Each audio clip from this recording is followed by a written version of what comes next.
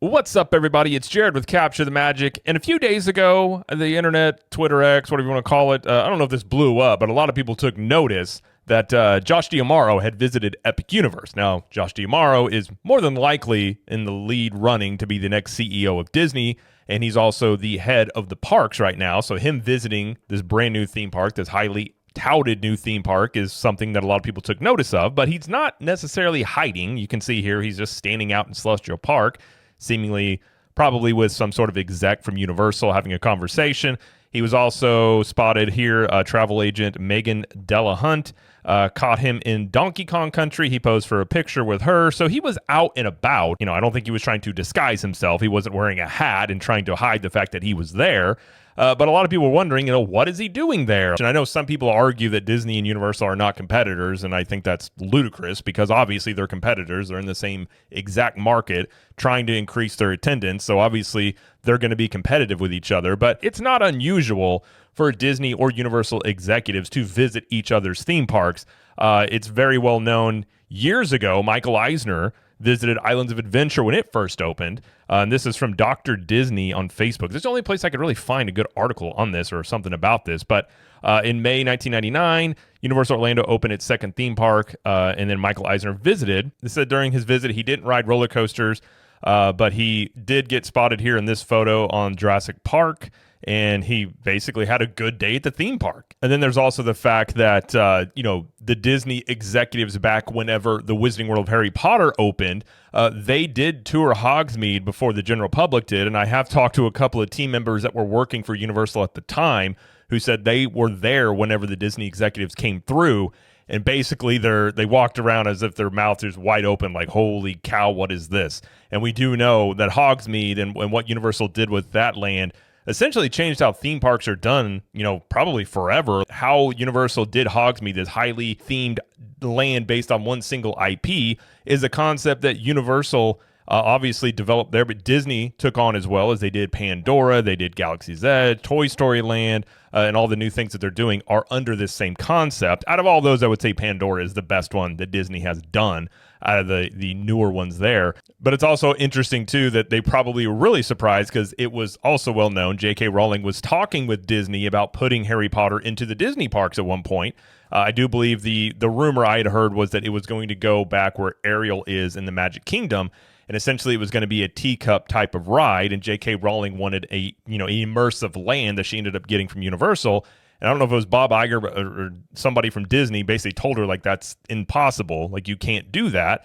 And then they toured Hogsmeade and saw what they were able to do. And I think it probably, wowed them quite a bit. The person I talked to said that basically they walked around just seemingly almost in shock at what they were seeing, which I could understand. If you'd never seen that before, that would be pretty shocking. But also, Mark Woodbury, who is the CEO of the Universal theme parks, was spotted a couple of years ago in Galaxy's Edge. Now, as somebody who's not a fan of Galaxy's Edge, I can only imagine Mark Woodbury's walking around thinking, okay, we're doing much better than this, because I just don't think Galaxy's Edge is a great Star Wars land compared to what you could have done here. And also, Bob Iger has been rumored to have visited Dark Universe. Now, I don't know if Bob Iger was here this day necessarily, but there were some people that said that Bob Iger had visited Dark Universe. And I do know that some of the Imagineering team have even, I might know a people or two that work in that area that have said that they are going to go to Dark Universe to have some notes about what they will do for Villains Land. But, obviously a lot of people are looking at these pictures and wondering, what was Josh D'Amaro doing here?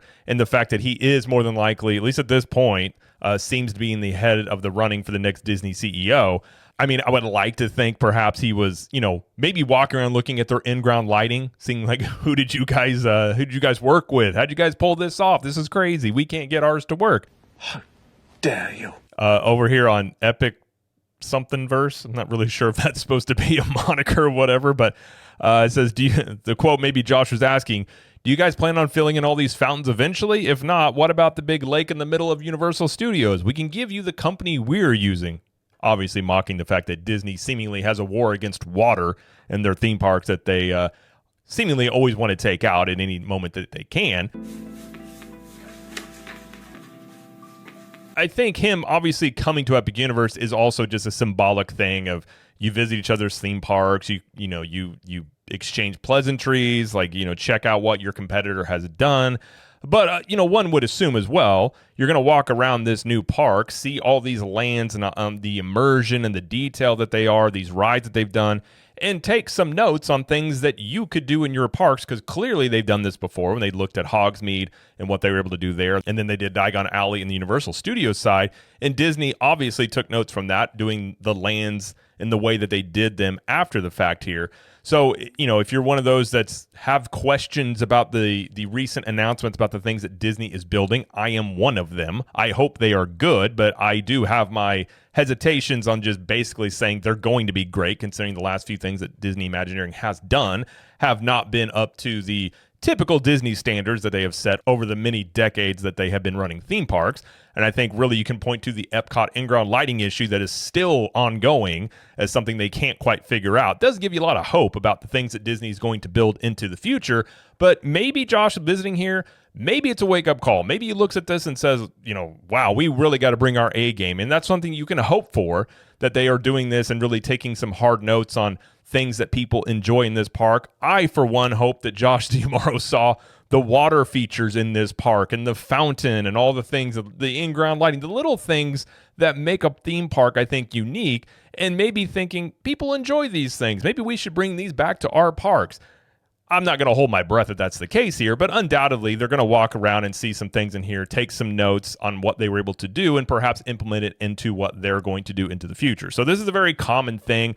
I don't think it's really wild to see it. I think with social media now, we see it much more whenever some of these executives go back and forth. So obviously people see it and they're going to talk about it, but I don't think it's anything that out of the ordinary. I don't think it points to Josh D'Amaro being worried necessarily, although I would argue the Disney executives are probably far more concerned or aware of what Universal's doing than what they let on publicly, because obviously Universal is being very aggressive, not only in the theme parks in Orlando, but obviously the things that they're doing all over the world, really, with the new park they're announced in the UK.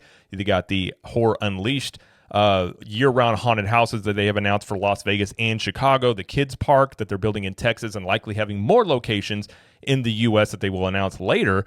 So obviously it is on their radar that Universal is being very aggressive, and obviously Epic Universe is a very aggressive brand new theme park. So it makes sense that Josh D'Amaro would come over here. But I would also argue at this point it's probably more symbolic than anything, because more than likely, whatever Disney is doing, maybe outside Villains Land completely, but the things that they're currently building or getting ready to start constructing, they probably already have these plans in concrete. And I don't think going to Epic Universe just one time here in June is going to come away with Josh saying, hey, we got to redo this stuff or we got to make some changes here, because more than likely these things are already set in stone, but maybe there can be some slight tweaks, or at the very least, they feel the pressure on that they have to deliver on these new things that they're building. And I think that is completely true. I mean, you can have all the hope that it's going to be the best thing in the world, or you may think it's going to be terrible, but if you're Disney, essentially these expansions that they are currently building at Walt Disney World have already come under a lot of scrutiny, as they got rid of the Muppets Courtyard and the Muppet Vision 3D. You're getting rid of the Rivers of America, the Riverboat, Tom Sawyer Island,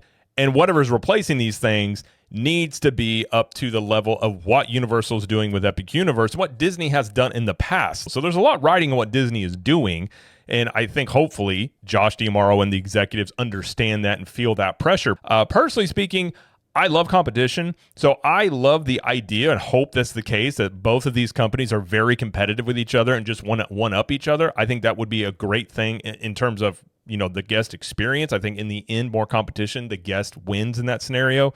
So personally, I think they're much more competitive and aware of each other more than they both let on. But in terms of Josh D'Amaro being here and being a big deal, I don't think it's really that big of a deal. I think it would be a bigger deal if Josh D'Amaro and Bob Iger never visited Epic Universe, because I think that would be much more of an interesting sort of turn of events, as seemingly there'd be animosity there. And I think Disney very much likes to act like that they're not worried about Universal and what they're doing, and going over to check out your competitor kind of has the message of, we're just visiting the parks, checking it out, and, just seeing what it's like here. I think that is much more of a better message they want to send to people. But of course, time will tell if Disney implements some of the things that Universal has done with Epic Universe into their lands when those things open. But for now, Josh D'Amaro was there. I don't think it's too big of a deal, but, I suppose it's a cool thing to see executives go back and forth to try and check out their competitors. Either way, though, that's going to be it, though, for this video. If you like this video, please like it and subscribe to the channel, as we do lots of coverage here of Universal Studios, Epic Universe, Disney World, and pop culture. And let us know in the comments, do you think it's a big deal that Josh D'Amaro was at Epic Universe, or do you think this is a pretty normal thing that executives do? And until next time, we will see you in the parks.